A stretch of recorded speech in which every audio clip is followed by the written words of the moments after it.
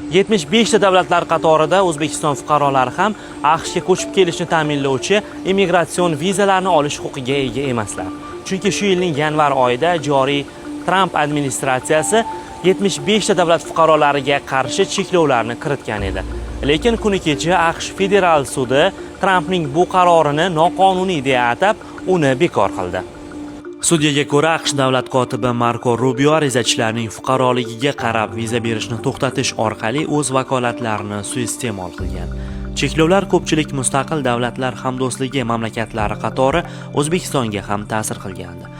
Ishni Nyu-York shtati federal sudi ko'rib chiqdi va Bayden ma'muriyati davrida tayinlangan va bugunga qadar ishlab kelayotgan sudya Janet Vargas davlat kotibi Marko Rubioni o'z vakolatlaridan chiqib ketganlikda aybladi. Qabul qilingan qaror esa bekor qilingan. Sudyaga ko'ra, immigratsion vizalar berishni to'xtatish tartibi ochiqdan-ochiq noqonuniy bo'lib, Amerikaning migratsiya qonunchiligiga zid kelgan.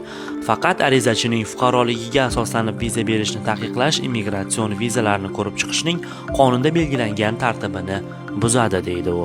Xo'sh, sud nega bu ishni ko'rib chiqdi? Ma'lum bo'lishicha, da'vo bilan sudga qator xalqaro huquqni himoya qiluvchi tashkilotlar immigratsion viza olishda cheklovlarga duch kelgan xorij fuqarolari va ularning qarindoshlari, shu bilan birga ularga homiy bo'lgan AQSh fuqarolari kiritgan. Yanvar oyida AQSh davlat departamenti arizachilar AQSh davlat resurslariga qaram bo'lib qolishi xavfini sabab qilib ko'rsatib, 75 mamlakat, jumladan O'zbekiston fuqarolari uchun immigratsion viza berishni to'xtatishga buyruq bergandi. Shu vaqtda davlat departamenti yangi migrantlar Amerika xalqi hisobidan yashamasligiga AQSh ishonch hosil qilmaguncha ushbu cheklov amalda bo'lishini ta'kidlagan edi. Cheklovlar xususan Braziliya, Kolumbiya, Urugvay, Bosniya, Albaniya, Pokiston va Bangladesh, shuningdek Afrika, Yaqin Sharq va Karib havzasidagi bir qator mamlakatlar fuqarolariga ta'sir qildi.